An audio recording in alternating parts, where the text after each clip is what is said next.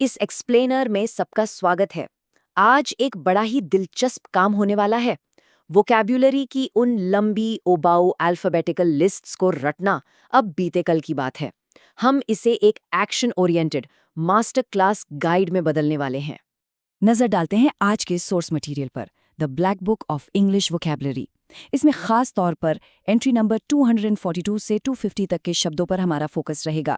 सच कहें तो सिर्फ एक के बाद एक सीरियल नंबर के हिसाब से शब्दों को रटना कुख्यात रूप से मुश्किल और बोरिंग काम है ना? हमारा दिमाग वैसे भी फ्लैट लिस्ट्स नहीं बल्कि कहानियां और पैटर्न्स याद रखता है। तो इन 9 शब्दों पर पूरी तरह से मास्टरी हासिल करने के लिए हम 3 स्पष्ट और एक्शनेबल स्टेप्स फॉलो करेंगे। पहला, सोसाइटल डायनामिक्स, दूसरा, ह्यूमन एक्सपीरियंसेस और तीसरा, एक्सट्रीम कॉन्सेप्ट्स। ये स्टेप बाय स्टेप फ्रेमवर्क ही हमारा सबसे बेहतरीन एक्शनेबल टास्क है। जब हम पूरी लिस्ट को अलग अलग थीम्स यानी चंक्स में बांट लेते हैं तो दिमाग इन शब्दों को आपस में जोड़ लेता है और बस फिर ये हमेशा के लिए याद हो जाते हैं। स्टेप 1, सोसाइटल डायनामिक्स यानी सामाजिक गतिशीलता। शुरुआत करते हैं उन बड़े मैक्रो कॉन्सेप्ट से जो पूरे समाज को आकार देते हैं। पहला शब्द है अपहीवल। अपहीवल, इसका सीधा सा मतलब है भारी उथल-पुथल। इमेजिन कीजिए एक ऐसा बड़ा बदलाव जो अपने साथ ढेर सारा संघर्ष, कंफ्यूजन और गुस्सा लेकर आता है। जैसे अचानक कोई बड़ी राजनीतिक क्रांति आ जाए या रातों रात पूरा सिस्टम ही पलट जाए। बिल्कुल वैसी ही स्थिति को अपहीवल कहते हैं।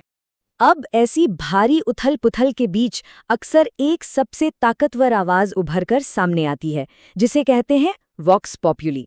इसका अर्थ है जनमत, यानी आम जनता की राय या मेजॉरिटी का विश्वास। दिलचस्प बात यह है कि ये एक पुरानी लैटिन कहावत वॉक्स पॉपुली वॉक्स देई से निकला है, जिसका मतलब है जनता की आवाज ही भगवान की आवाज है। किसी भी समाज की असली दिशा यही जनमत तय करता है। और जब जनमत की बात हो तो लोगों का एक्शन देखना बड़ा दिलचस्प होता है। यहीं आता है हमारा अगला शब्द, वॉकआउट। जब लोग अपनी असहमति या कड़ा विरोध जताने के लिए सचमुच किसी मीटिंग या जगह से उठकर बाहर चले जाते हैं तो उसे वॉकआउट कहते हैं। न्यूज़ चैनल्स पर अक्सर ऐसा सामाजिक और राजनीतिक एक्शन देखने को मिल ही जाता है। तो चलिए अपहीवल, वॉक्स पॉपुली और वॉकआउट को एक साथ ग्रुप करते हैं और इसी के साथ सोसाइटल डायनामिक्स को समझने का हमारा पहला एक्शनेबल टास्क सफलतापूर्वक पूरा हो गया है। ये तीनों शब्द अब दिमाग के समाज और व्यवहार वाले फोल्डर में हमेशा के लिए लॉक हो गए हैं। स्टेप 2, ह्यूमन एक्सपीरियंसेस यानी मानवीय अनुभव। बड़े सामाजिक मुद्दों से हटकर अब थोड़े पर्सनल यानी माइक्रो कॉन्सेप्ट्स और कहानियों पर आते हैं। पहला शब्द है विग्नेट्स, विग्नेट्स। ये किसी व्यक्ति, जगह या घटना का एक बहुत ही छोटा लेकिन बेहद आकर्षक लघु वर्णन होता है। और ध्यान देने वाली बात यह है कि सोर्स मटेरियल के मुताबिक ये खास शब्द पिछले कॉम्पिटिटिव एग्जाम्स में 2 बार पूछा जा चुका है, तो परीक्षा के लिए ये काफी इंपॉर्टेंट है। इसके बाद अनुभवों से जुड़े 2 अलग अलग एडवर्ब्स यानी क्रिया विशेषणों को कंपेयर करना बहुत ज़रूरी है। बात ये हो रही है कि कोई काम कैसे किया जाता है, क्या वो किसी और के जरिए अनुभव किया जा रहा है या फिर अपनी पूरी स्वतंत्र इच्छा से। इसमें पहला शब्द है वाइकेरियसली।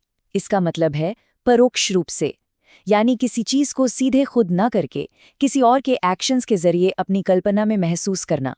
जैसे टीवी पर किसी और को ऊंचे पहाड़ों पर चढ़ते हुए या कोई खतरनाक स्पोर्ट्स खेलते हुए देखकर घर बैठे सोफे पर ही वो रोमांच महसूस करना।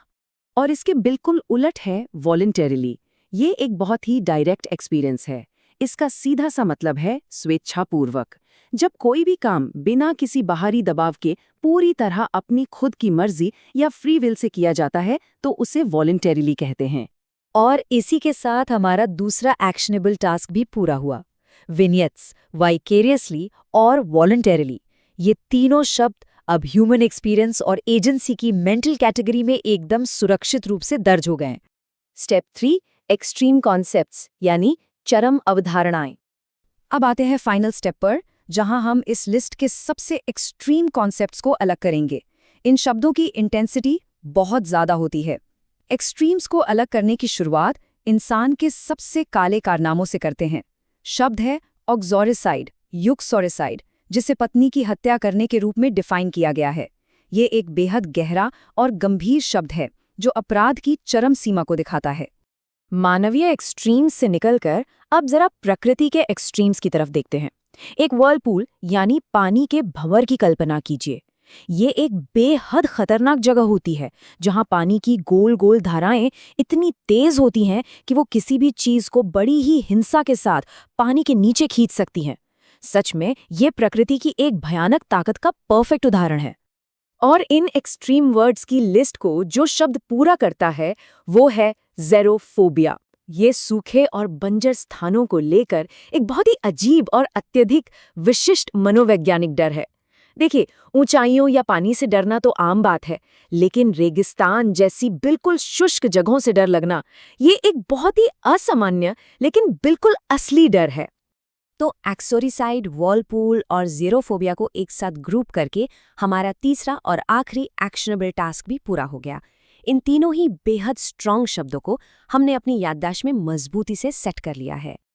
और बस इसी के साथ पूरे 9 के 9 मुश्किल वन वर्ड सब्स्टिट्यूशंस हमने कामयाबी के साथ डीकोड कर लिए हैं। और वो भी किसी बोरिंग लिस्ट को रटकर नहीं, बल्कि बड़े ही स्ट्रैटेजी के साथ उन्हें अलग अलग थीम्स में बांटकर। सच में स्मार्ट लर्निंग की असली ताकत यही है। तो इस एक्सप्लेनर को खत्म करने से पहले जरा इस बात पर विचार करते हैं, चीज़ों को इस तरह से अलग अलग कैटेगरी में बांटने का ये एक्टिव तरीका भाषा सीखने के हमारे नज़रिए को कैसे बदल सकता है? क्या इस powerful step by step grouping method को आगे की पढ़ाई में इस्तेमाल करके हम हर विषय में ऐसी ही गहरी मास्टरी हासिल कर सकते हैं? ये एक ऐसा सवाल है जो आगे सीखने के कई नए दरवाजे खोल सकता है।